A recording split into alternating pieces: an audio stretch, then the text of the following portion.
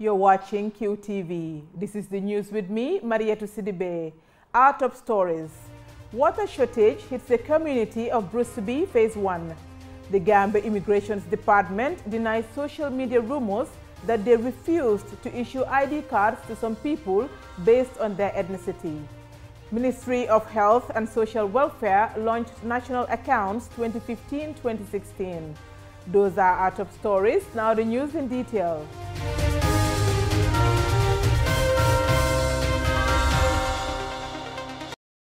Residents of Brusubi Phase 1 are complaining about lack of adequate water in their homes. The residents say they have to endure sleepless nights to be able to store some water for their daily use. Babukar Sise reports. Water is a common household name and is essential for life. For some communities in the Gambia, water is becoming a rare commodity. Our Baji, a resident of Brusubi Phase 1, says the situation is unbearable.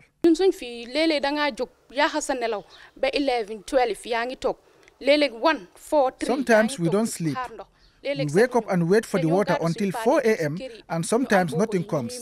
We have to take our buckets and go beg for water from those who have boreholes. Without water, we cannot wash, we cannot take a shower, and we cannot use the toilet.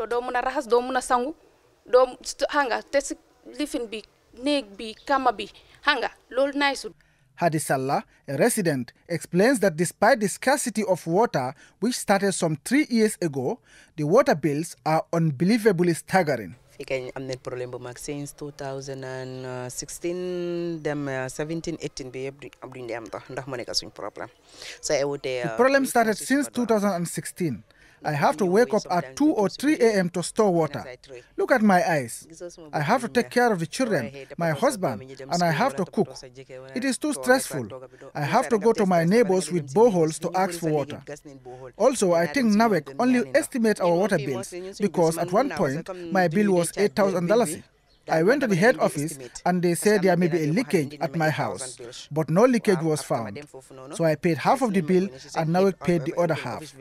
Now my bill is $1,000, even though we don't have water. Even my Bahama grass are all dead.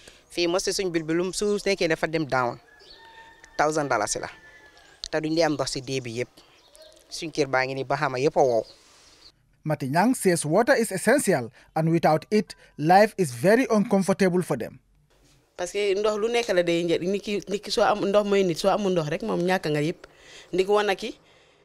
is very important at home. We cannot use the indoor toilets without water. We only use the outside toilets. We need water to cook and take a shower.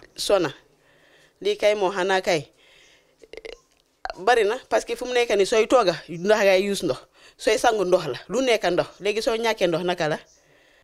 Njaga Fall, it is the kind-hearted neighbors who quench their thirst, at least for now. Ni am bohol xana ñoo dé sonal bi ko dañ dé dem ñaan gaay ñu may ñu ndox wa ñi am fi bohol wax deug yalla ñu bax lañ bi ko suñu amul ndox ñu dem ñu am bohol lañ dé dem topa. We get water from our neighbors who have boreholes.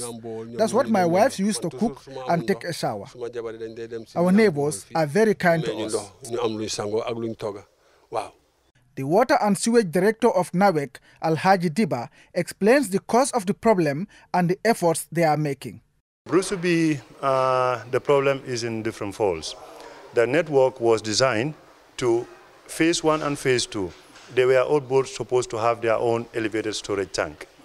But after the construction and the building of the estate, this does not happen. The way the estate is built, it is done by Social Security. Normally, the arrangement is Social Security is supposed to put a water tank. When they build the estate, they're supposed to erect a water tank. But due to certain issues that could be a long way to discuss it here, these tanks were not in place. These customers are automatically transferred to us. And then you know water is human right. People cannot live there and you say, no, we will not supply you until the tank is in place. So this connection was done with the emphasis that there will be a water tank. In our plans, we are working on to put a elevated water tank that will cater for Brusubi Phase 1 and Salaji. So that we will address the problem permanently. These residents may live in different compounds, but they share a common purpose. The message to the authorities is, nawek daal lu ma leen mën a wax mooy ñu gestuju because suñ boor bi sonn nañ torop. su nekkee ne nguur bi am nañ si waala nañ ñu dimbale parce que dañ leen votal pour gars yi dimbale ñu. soxla nañ dimbal ak ndox parce que nit du mën a nekk gannaaw ndox. Baboucarr Cissé for QTV News. The Director General of the Gambia Immigration Department, Sidi Motare Toure, has disputed social media reports that some people were denied acquisition of the new identification cards based on their ethnicity. He was speaking at a press briefing held at the GID head office in Banjul. For more on this, here is an excerpt.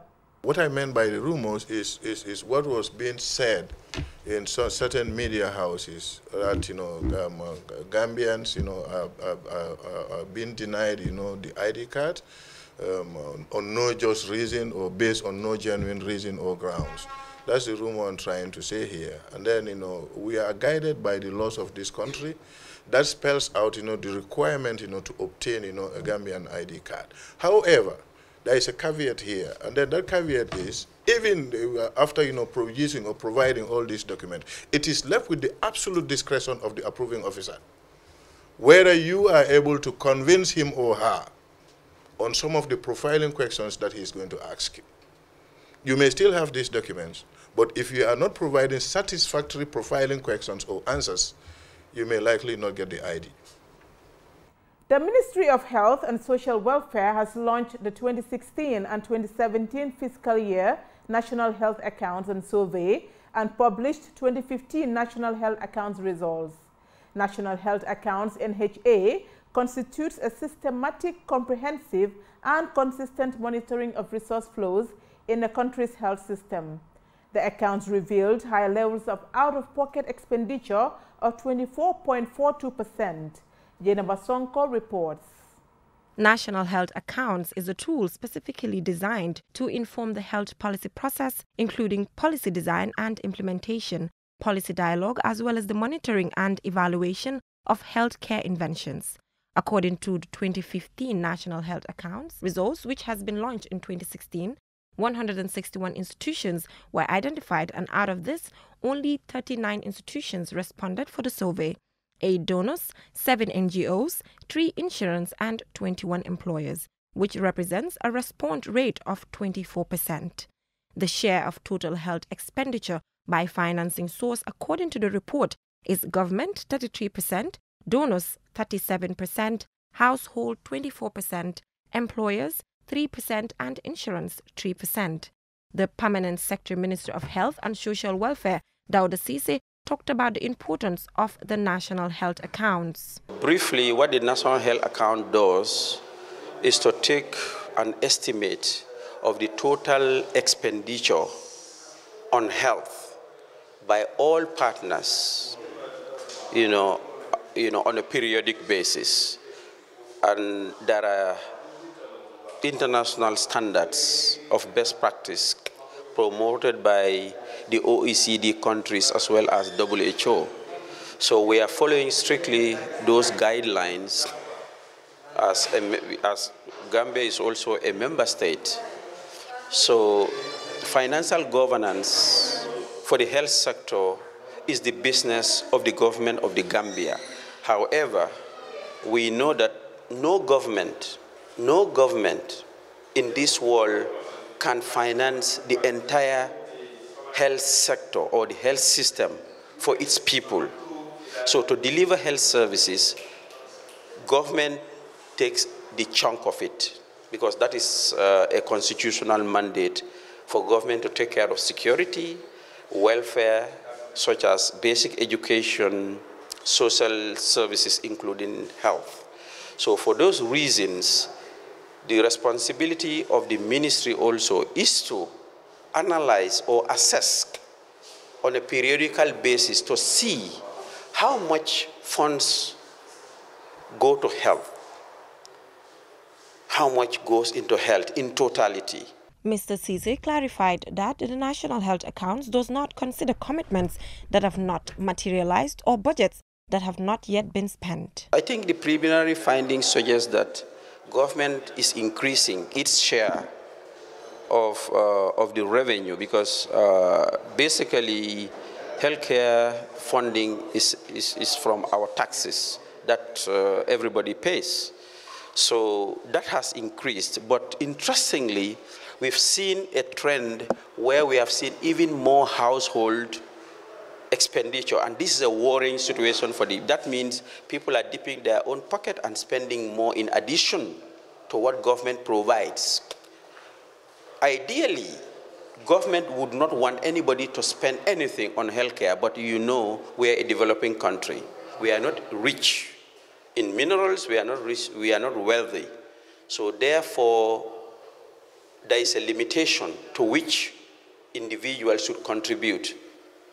So the fact that out-of-pocket expenditure from the communities is now almost getting closer to government means that if that trend should continue, it will make people poor.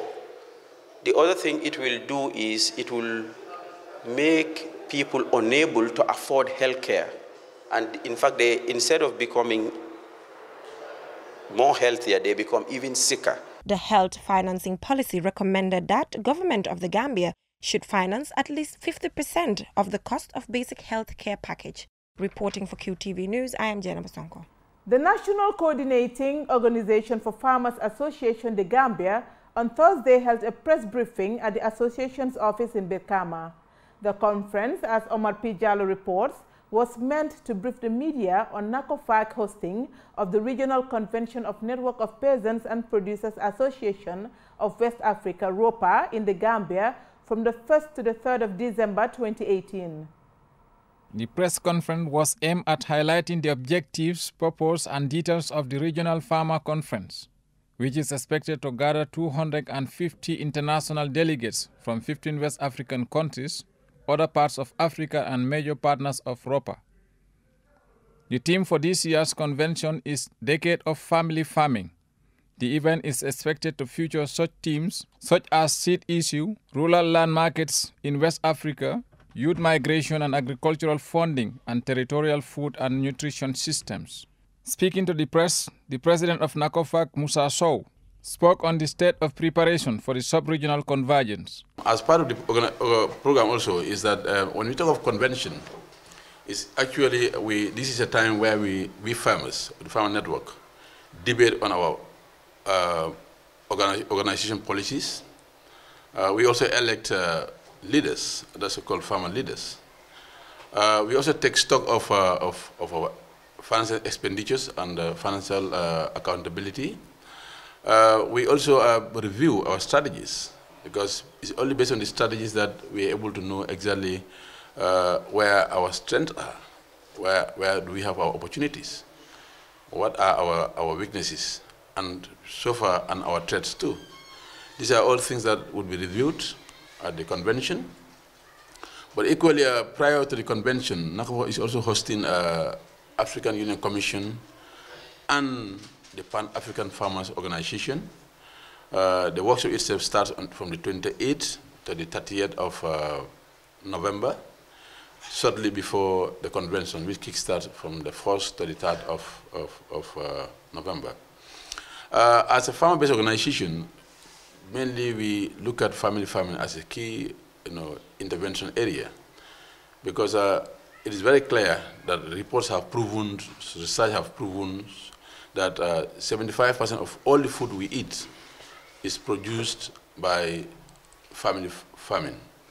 And when you say family farming, these are farms that are owned, managed, and operated by families, and which will include agricultural products, forestry, fisheries, aquaculture products, like I said initially, horticulture.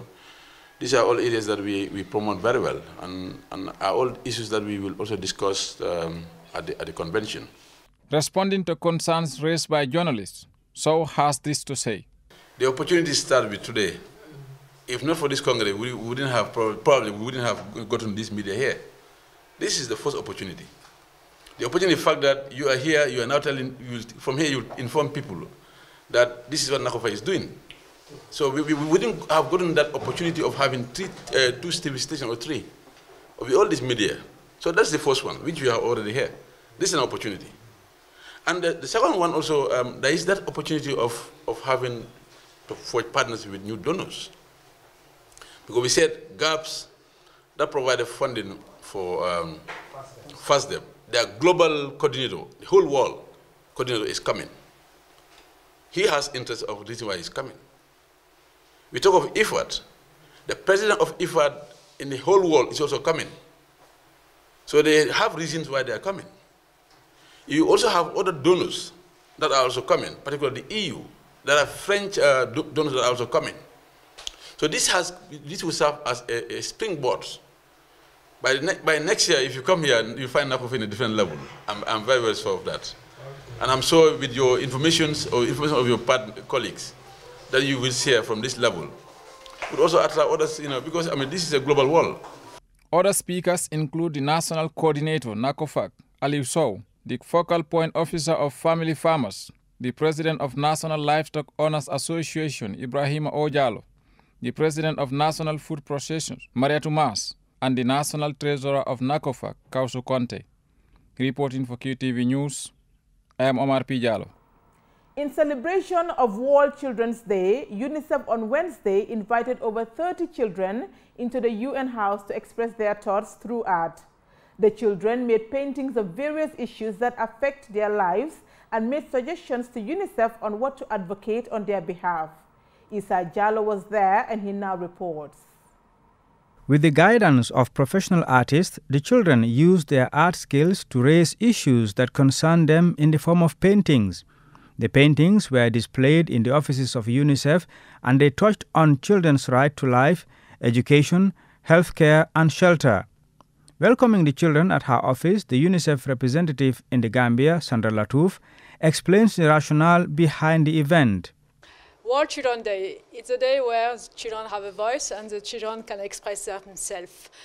Most of the time we give them the voice, and today we agree to also give them a different way to channel their messaging, and not for one day, for all the years that we are here. So as you can see, it's in my office as representative of UNICEF. So, and normally here you have a table where I have all my meetings, and I hope that any colleagues who are coming from UNICEF, UN agencies, stakeholders, government, who are coming, will take some time to read what the children in the Gambia would like us to advocate for. Ms. Buya Jallo, Immunization Officer at UNICEF, is one of the coordinators of the event. So what we wanted to do was give the children an opportunity to express themselves and tell us what they want from us. This day is an opportunity for us to commit our world leaders to committing to fulfill the rights of children. So we invited the children to do some painting, and the main themes of our painting were what do the children want from UNICEF? And when we say UNICEF, it's not just about us, but what do the children want our world leaders and our national leaders to do for them? Fatoumata Dafe, delivering a statement in the name of the UNICEF representative, acknowledged that the enrollment rate and gender parity for primary education increased significantly. She, however, lamented the large number of children who are left out. There are 180,000 children in the Gambia of school age who are out of school or at the risk of dropping out. At secondary school, girls are more likely than boys to be excluded because of school safety concerns and social norms that tend to celebrate marriage over education and career development. In some schools, lack of proper sanitary facilities and supplies lead to many girls being frequently absent from school, thus increasing their vulnerability to drop out. She also expressed concern over the high mortality rate among children and the weak social protection system to cater for children's needs. She called on government to implement commitments towards improved education, health care, and building a caring society as inscribed in the National Development Plan.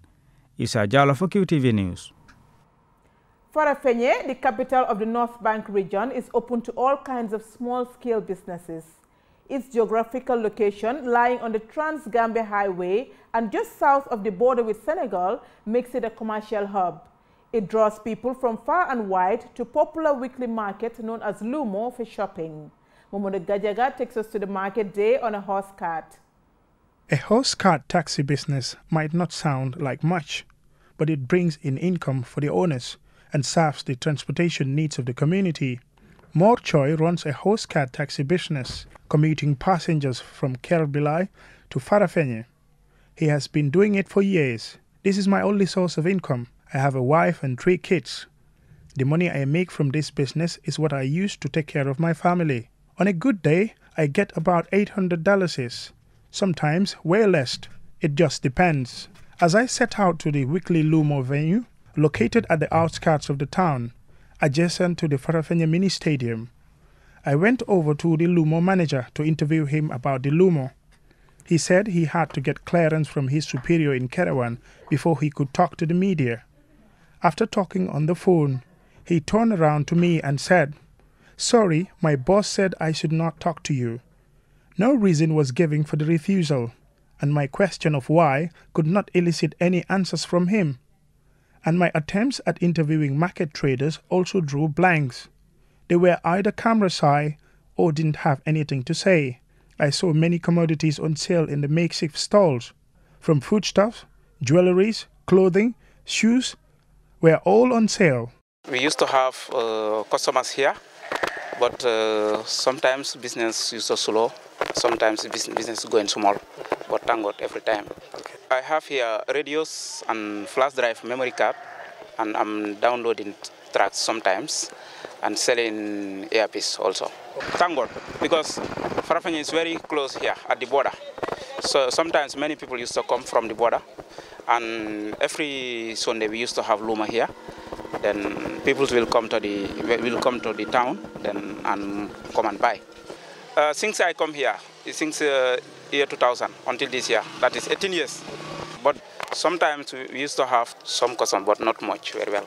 Mamudu Gajaga, QTV News. Before we end this bulletin, we recap our main stories. Residents of Bruce-to-Be Phase 1 are complaining about lack of adequate water in their homes. The residents say they have to endure sleepless nights to be able to store some water for their daily use. The Director General of the Gambia Immigration Department, Sidi Motari Toure, has disputed social media reports that some people were denied acquisition of the new identification cards based on their ethnicity.